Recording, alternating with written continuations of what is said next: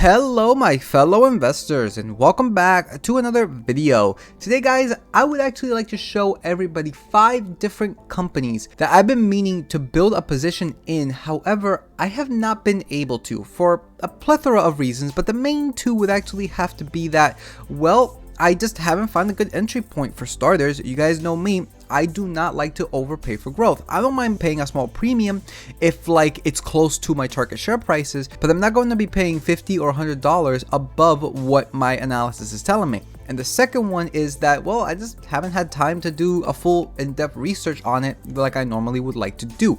So I'm going to show you guys these 5 companies. Now they all pay out dividends, so that's definitely something to note because all of my companies here in Schwab that I have, all of them pay out a dividend. So kind of important for them to pay out a dividend, since the overall goal for me specifically it is to build cash flow with my portfolio. So keep that in mind while I'm covering these companies. So with that said, let's get started with this video. And the first company that I would love to build a position in, guys, is none other than Texas Roadhouse. Now, this one actually is rather new for me because, you know, I'm the kind of guy that doesn't like to go outside. I rarely go out to eat, if that. Like, I maybe go out to eat like maybe once every like 2 years, if that. And I actually went to Texas Roadhouse with my girlfriend a couple months ago, and honestly, I was looking at it and I'm just like, this place is packed. Oh my lord. So I'm like, okay, I know that they have a stock, which is interesting. I'm gonna consider investing in these guys because it's really cool. Now the main reason why I haven't invested into Texas Roadhouse is because I just haven't had the time to do the research in, but from what I could see, they aren't too bad. Now they do pay out a dividend of $1.84 per year, which is a yield of almost 2%, a payout ratio of 46.35 with a 17% CAGR with 0 consecutive years of dividend payment, which is a little bit concerning. However, this was mainly due to the fact that they stopped it during the pandemic year. So that's kind of explainable and understandable in my personal opinion. I'm not going to fault them. True that they're not going to have this dividend growth years anymore, but at the end of the day, guys, it's perfectly understandable. Now on top of that, take a look at this. Their fundamentals are also doing very good, increasing net income of 87% on the 5-year, increasing free cash flow of 115%, revenue increasing 56%, total assets minus total liabilities also doing fairly decent. Cash flow minus liabilities isn't doing too bad either. Could be better, but it's not doing too bad. Has a couple of positive points here and there. Shares outstanding is actually the one that surprised me the most. A decrease by 6% on the 5-year and 3.6 from the previous to the current year, which is really solid. And not to mention that they currently have a share price of $96.69, which, believe it or not, they're actually up 17.33% on the 1-year and 7.5% on the year to date. So I haven't done the stock analysis for this yet. However, based off of this is looking really good. But I just think that with the current share price, guys, I think it might be a little bit overpriced. But then again, I have not done the stock analysis for this yet, and I have not done my due diligence for this company for me to actually put money into this company. But aside from that, it does look really good, and when I do my due diligence on it, I might consider putting it on my watch list for a future holding position. And now the second company that I would actually like to buy into, guys, is Domino's Pizza. Now I have covered this company once, I believe, maybe twice here on my channel, and there's one little part of it that's just kind of concerns me, and we're gonna get to that when we get to the fundamentals. But Domino's Pizza, I mean, how more basic can you get with a company, right? They sell pizza. That's it. The more simplistic the company's products is, the easier it is to invest in it because you know exactly what you're getting into. So that's essentially why I actually don't mind buying into eventually Domino's Pizza in the future. However, there are some things of concern. Now, when it comes to their fundamentals, they aren't too bad. We got increasing net income, so you can see 84% on the 5-year, increasing free cash flow of 123% on the 5-year, increasing revenue of 56.3% on the 5-year. But the one thing of concern here is, well, their assets and liabilities are actually getting further and further into the red, which is very concerning. And as a result, so is their cash flow minus the liabilities, because they're just packing on that debt.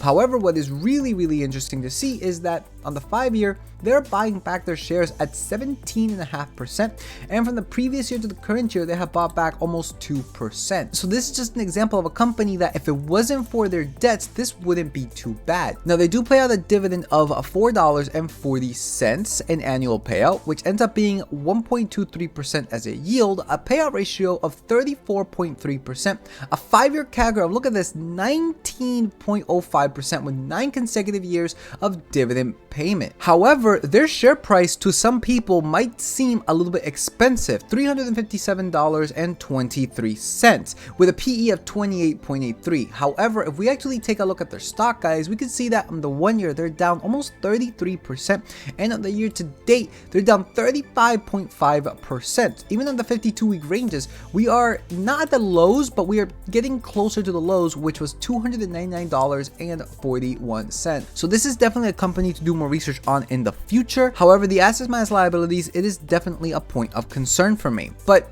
if I were to get that under control, if I were to understand it essentially, I might 100% invest into this company.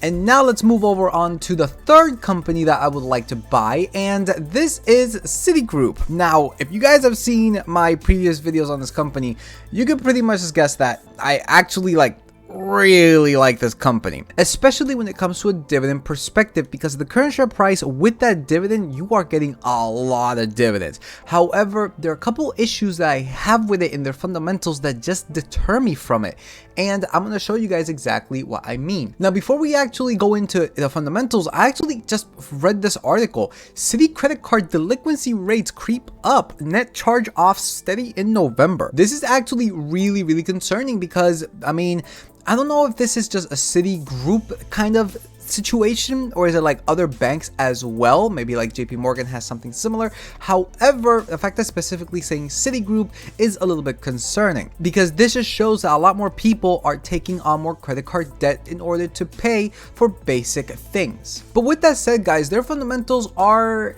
okay, I guess you could say. Now, starting with the net income, my main concern is that 5 years ago they were in the negatives. However, another point of concern is that this year's almost done for them, and they did not even get close to the $22 billion that they did 1 year ago. They only did $15.5 billion.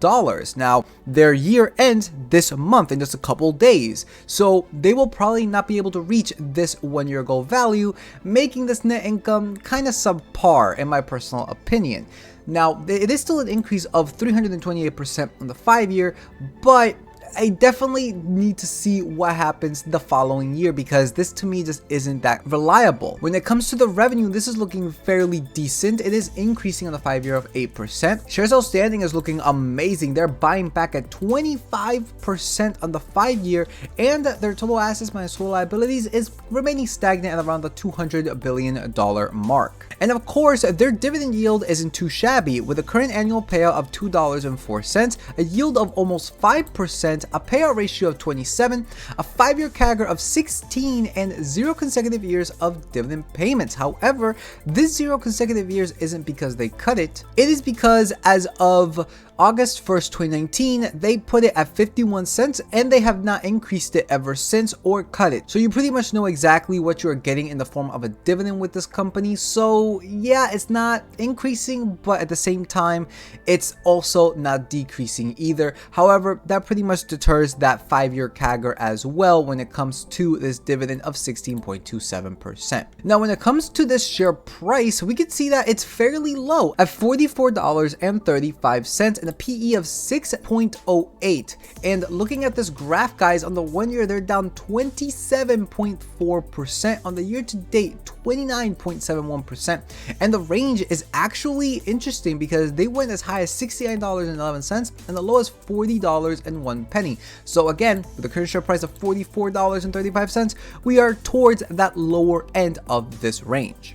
And now the fourth company that I would actually like to buy into, guys, is actually ADP. Now, I've had this company on my watch list for pretty much months. I would even argue a year or so. But unfortunately, I have not been able to buy it for one reason, and the fact is that, well, it hasn't fallen into my target share price range. Coming now into the fundamentals when it comes to ADP, guys, we got an increase in the 5 year of 56% and a consistent increase at that. A consistent increase in the free cash flow of 27% on the 5-year, a consistent increase in their revenue of 24.29% on the 5-year. Assets minus liabilities is a little bit lackluster. As of today, they are going down, and actually even as of 1 year ago, they are going down from the peak of around 3 years ago, but nonetheless, they're still in the positive. Cash flow minus liabilities is actually not looking too bad either. They are bringing it closer to zero as of 1 year ago, and shares outstanding is actually decreasing by 5.38% on the 5-year and around 0.25% on the previous year to the current year. Their dividend is $5 per share in annual dividends, a yield of 2.02%, a payout ratio of 57.62, a CAGR of 13.31 with 24 consecutive years of dividend payment. So they are 1 year away from becoming a dividend aristocrat, which is something that I really like to see in a company. Now, their current share price is $247.05 with a PE of 34.22. And this is exactly what I'm talking about, that I just think that they're very expensive. In fact, looking at this on the 1 year, they're actually up 6.56%. On the year to date, they're up 1.25%. 52-week range is $192.26 to $274.92. So we are definitely at the higher end of this range, which is the reason why, again, I think that they are just a little bit too expensive for me, and the reason why I haven't bought it.